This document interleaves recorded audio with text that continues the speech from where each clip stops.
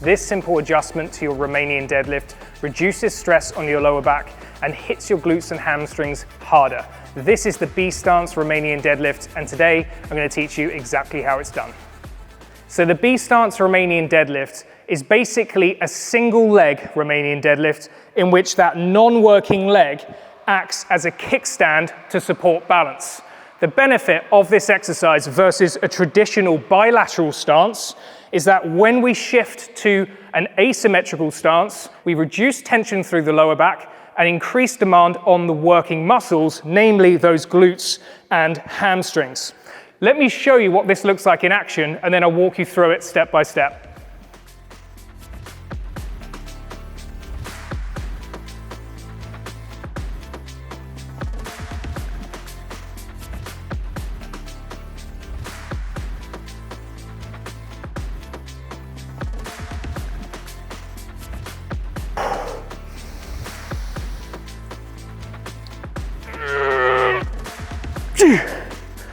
Okay, so to let you know what I'm feeling, nothing in the lower back at all, just pure posterior chain of that leg. So we're talking hamstrings all the way up deep into the glute. This again hits those leg muscles much harder than the lower back. It's kind of like the split squat equivalent of squats. You're not limited by the strength of the core and the lower back. It allows you to really hammer that working leg. So with that said, let me show you exactly what I just did. For this tutorial, we're going to work the right leg, so the left leg acts as the kickstand. So start with the dumbbells in your hands, grip strong, imagine squeezing oranges under the armpits to engage the lats, the pecs, and stabilize your shoulders.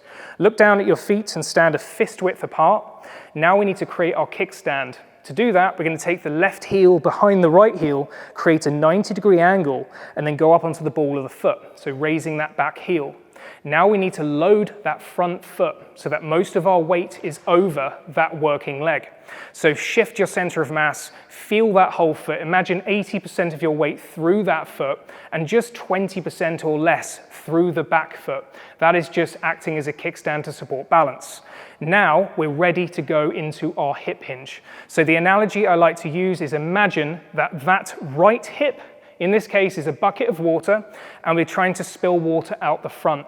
So as we go into our hip hinge, we're going to spill water out the front, we're going to drive the butt back and the crown of the head forward to elongate the spine, create stretching and loading at the back of the leg. If you get this position right, you will feel that in the glutes, in the hamstrings. And then from here to come back up, we're going to imagine doing a horizontal hip thrust. So drive the hip forward and stand up like so. I want to walk you through a few technical points to make sure you're feeling this strongly in the right place. So the first is breathing. What we want to do when we go into that position is we want to breathe in strongly through the nose. Imagine breathing deep down, driving pressure outwards against your abdomen. That is going to protect the lower back. So we're timing it so that we have maximum pressure and core stability here. So the back is protected and we really feel it mostly in that leg, and then we can just breathe out on the return and repeat like so. So breathing is key, in through the nose, out through the mouth. Next is the knee position, okay, of that front leg. Notice it's soft, okay, 10-20 degrees. As you go into your hip hinge, if you look from the side, you will see that the angle at the back of the knee stays the same. It only straightens at the top. It doesn't go beyond 10 to 20 degrees. If you go into that hinge and the knee's bending, well, now you're not actually increasing the amount of stretch and load in the back of the leg. You're turning your hinge into a squatty hinge. And lastly, we want to think about keeping the dumbbells over the middle of the front foot, okay? So we don't want the dumbbells to be glued to the leg. We don't want the dumbbells to drift past the foot. As we go into that position, we want to keep them around the midfoot. That's the sweet spot so we get maximal loading in those glutes and hamstrings. So with all that said, hopefully that makes you feel really confident with this lift, but you might run into some challenges, some common mistakes, and we can address those now. First common mistake is not having the back foot in the right position. Very often it's too far behind the working leg. This means that you're naturally going to shift your weight back as you go into your hip hinge, so you're offloading the front leg. And also, you can't get into a full hip hinge because you need your weight over that front foot. So make sure it is out to the side from that heel. Okay, just behind it. I think that's the sweet spot there, so you can keep load through the whole front foot. Also, from the side, the other common mistake with back foot position is being too wide, okay, going kind of shoulder width. Again, the goal is to load that single leg, that front leg, as best as possible. So we don't want to be too far away. We want to be close, and we want to be almost in line with the ankle joint or just behind it. Play with it a little bit because we're all different, and you want to play with that to find the sweet spot where you can maintain full foot loading from start to finish. So that's back foot position. Next is the pelvis not staying square. Okay, so hands on hips. I want you to practice. Can you go into that position and keep your pelvis square? Do you find that it rotates towards the working leg or even away? We don't want to have a rotation through the spine when we perform this exercise. Okay, so back foot position is going to help. The other thing is position of that knee, okay, of the kickstand leg.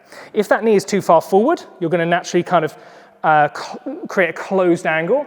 If that knee is too stiff, you're naturally going to go into an open angle. So you've got to be soft with this knee, and you have to play with controlling your hip and learning how to load the feet well, especially the inside to the outside of both feet, so they're correctly loaded, and that way you should be able to perform that nice clean hip hinge with the pelvis square. Lastly, the third common mistake with this variation is going to be using the kickstand leg too much. Okay, so remember what we said in the beginning, we want roughly an 80-20 split. And so what I like to do when I go into that hinge is I almost think about picking that foot up. So if I go into that deep position there, I can pretty much take that foot off the ground. Again, I want it to be light as a feather so I get maximal loading through the front leg. So as you're going down, you can practice that. Make sure you feel that whole front foot and almost think about pulling the ball of the left foot off the ground as you go into that hinge. Use it the least amount possible because the goal isn't maximal weight. The goal is maximal loading of the working leg. So those are the 3 common mistakes with this variation. I really hope that helps you out. I'm going to leave you with 5 quick tips. Before I do, learning to perform this exercise with great technique is one thing. Learning how it fits into a well-structured, well-rounded program is something very different. So if you like to just show up, train, get great results, then check out my Rebuild training app. There'll be a program that is perfect for you. Moving on, 5 quick tips, starting with number 1. Learn to perform a bodyweight hip hinge first. It's easier on 2 legs because you're more stable. Then you can practice this in that asymmetrical stance. Get really confident with that before you start loading. Number 2, this is going to sound obvious, but make sure you train both sides. This is a single leg exercise, so you want to perform one leg, then rest 60 seconds or so, then the other, and then repeat like so for 2 or 3 sets. Similar to split squats, you don't want to do one set then immediately the other, otherwise that second leg will struggle because you'll be out of breath and you will not challenge it properly. So make sure that you rest between sides. Third, when you get strong enough, wear lifting straps. If you're anywhere close to half your body weight in each hand, that's going to be an appropriate place. It ensures that your grip does not limit how much weight you can handle. Number 4, ideally include both bilateral and unilateral hip hinge variations in your programming. Okay, they both have unique advantages and disadvantages, so well-rounded programming will include both. The caveat there, if you have any low back pain history, then what I showed you today may just be a better option. Again, less tension through the low back. Lastly, explore other variations of this kickstand Romanian deadlift. You can perform it with a barbell, that feels great. And another variation I love is to add a resistance band to that working leg, loop it around the top of the thigh, and that way you get more tension in the top half of the movement so that you have to work through that hip extension. So a bit more of an advanced variation, I really encourage you to give that a go. Again, these variations and more are always featured in my own programs. Thanks so much for watching that video. I really hope that you enjoyed that. If you do this exercise, I hope it makes you perform it better. If you don't, I hope it encourages you to get this into your training program. There are other hip hinge variations to explore. There's one that's even more lower back friendly than this. So stay tuned for that. And if you have any questions, drop it below. Thanks so much for watching.